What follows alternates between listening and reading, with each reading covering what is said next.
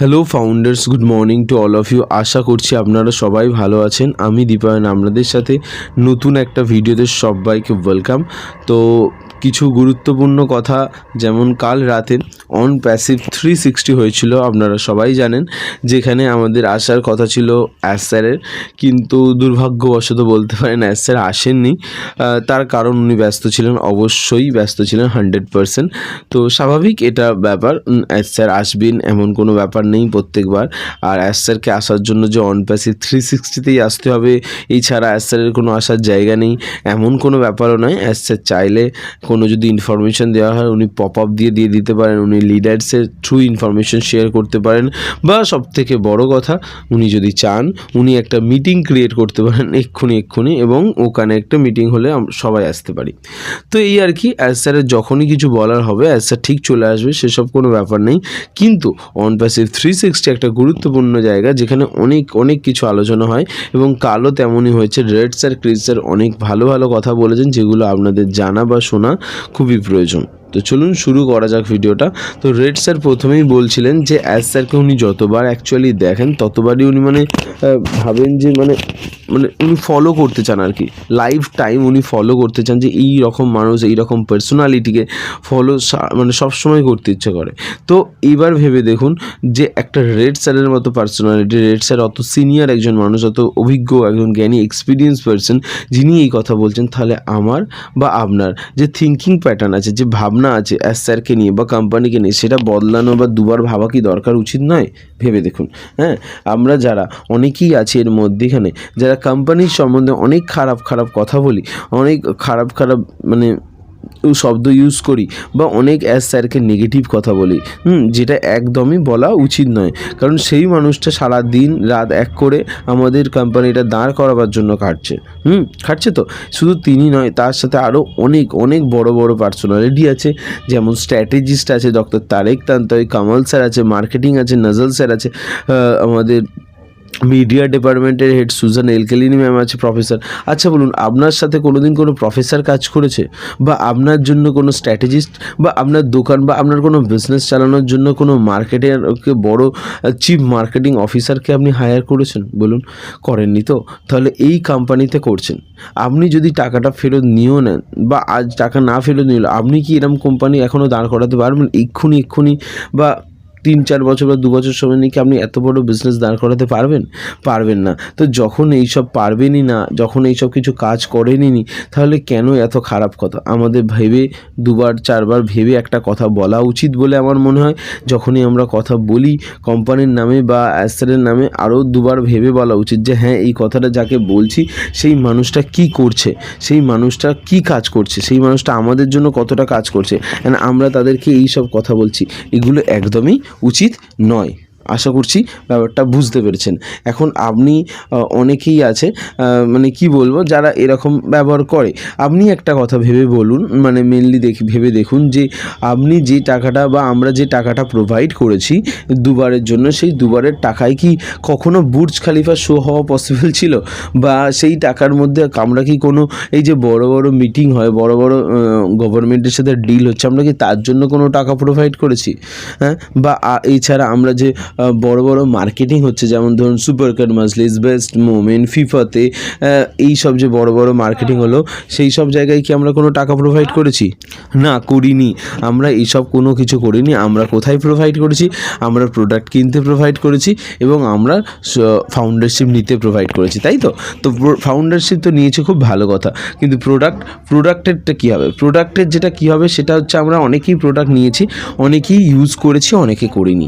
যারা ইউজ করেছে, অনেকেই আছে যারা 2-4 বার মিটিং ক্রিয়েট করেছে, আর অনেকেই আছে যারা রেগুলার মিটিং ক্রিয়েট করে। তাহলে তারা তো তাদের টাকাটা সমস্ত উসুল করে নিয়েছে, তাই না? যারা প্রোডাক্টটা রেগুলার ইউজ করেছে, মিটিং করেছে, মিটিংগুলো করেছে, তো তাদের তো পুরো টাকাটা উঠে গেল, ইয়েস অর নো? তাহলে সেটা যে ইউজ করেছে তাদের উঠে যাচ্ছে, যে ইউজ করেনি তাদের কথাটা বাদ দিন। সবাই ইউজ করাটা পসিবল নয়, সেইটা আমি বুঝি, সেটা আমার বোঝার মতো ব্যাপার আছে, যে বুঝি যে হ্যাঁ, সবার সেরকম মিটিং করার জায়গা নেই, বা সবার অত পরিচিতি নেই, ঠিক আছে, যে সবাই মিটিং করবে, ঠিক আছে। কিন্তু আপনি যে টাইমটা বা আপনি যে টাকাটা প্রোভাইড করেছেন, তার থেকে আপনি অনেক বেশি ভ্যালু পেয়েছেন, তাই নয় কি? আপনারা ভেবে দেখুন যে আজ আমরা কোথায় দাঁড়িয়ে আছি আর কোথায় ছিলাম। আপনি যে আজ আমরা যে বিজনেসটা নতুন একটা সাইড বিজনেস আমরা নিশ্চয়ই বলেছি আপনাদেরকে, জানেন যে ডক্টর তারেক তানতাওয়ি একটা নতুন প্রজেক্টে কাজ করছে, যেখানে 250 থেকে 300 লোক কাজ করছে। কিসের ওপরে? ডেটার ওপরে, তাই তো? ডেটার ওপরে। কি ডেটা? না পৃথিবীর সবথেকে বড় কোম্পানি যেগুলো আছে তাদের মধ্যে সবথেকে যে ছোটো কোম্পানিরা, ডেটা হ্যান্ডলিংয়ের যে সবথেকে ছোটো কোম্পানি, সেই 3টে সবথেকে বড় কোম্পানিগুলোর মধ্যে সবচেয়ে 3 নম্বর যে কোম্পানিটা আছে না, সেই কোম্পানিটা বছরে $500 মিলিয়ন ইনকাম করে, ইয়ারলি রেভিনিউ কথা বলছে, রেভিনিউ। তো ভাবুন সেই প্রজেক্টে সেই কোম্পানির ওপরে সেই কম্পিট করার জন্য আমরা সেরকম কোম্পানি একটা তৈরি করছি, সেরকম কোম্পানির জন্য আমরা কাজ করছি এবং আমরা তাদেরকে কম্পিট করব। এটা নিজস্ব কথা, এটা নিজে তারেক তানতাওয়ি স্যার বলেছেন, আমাদের স্ট্র্যাটেজিস্ট বলেছেন। এবং শুধু তাই নয়, উনি বলেছেন যে এরপরে মানে এখান থেকে যা প্রফিট আসবে সেটা কোম্পানি এবং শুধু ফাউন্ডার্সদের ওপরেই যাবে। তো ভেবে দেখুন, আপনার জন্য কোনো দিন এরকম কোনো স্ট্র্যাটেজিস্ট কি কাজ করেছে? করেনি। তো সেইগুলো আপনার ভাবনা চিন্তা করার প্রয়োজন। আমরা অনেক এগিয়ে গিয়েছি, অনেক কিছু পার করে এসেছি, এখন আমরা খুব ভালো পজিশনে আছি।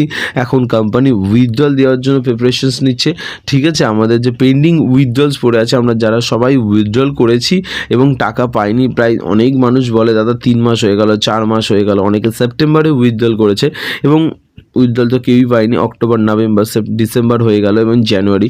তো জানুয়ারিতে আমাদের উইথড্রল আসার 100% চান্স আছে, কোনো কথা হবে না। তো দেখা যাক কী হয়, অবশ্যই আপনাদেরকে জানাবো। কিন্তু এর মাঝখানে টাকার প্রয়োজন থাকার জন্য, যেটা ক্রিস স্যার বলছিলেন যে টাকার প্রয়োজন থাকার জন্য অনেকে আইডি বিক্রি করে দিতে চাইছে, সেল করে দিতে চাইছে, যেটা একদমই উচিত নয়, একদমই উচিত নয়। আপনাদের পজিশানটা বুঝুন। আমি এতক্ষণ যে কথা বলেলাম, কেন বলেলাম? এই জন্যই তো বললাম। তো আপনারা হচ্ছেন আর্লি বার্ড বা ফাউন্ডার্স বলতে পারেন। তো আপনাদের পজিশন সেটা অনেক উপরে। তো অনেকের কাছে আসলে অতিরিক্ত আইডি আছে, অনেকে অনেকগুলো করে আইডি নিয়ে নিয়েছে, এখন তার প্রয়োজন টাকার, তো সে আইডি বিক্রি করে দিতে চাইছে, একটা যে দুটোকে বিক্রি করে দেব।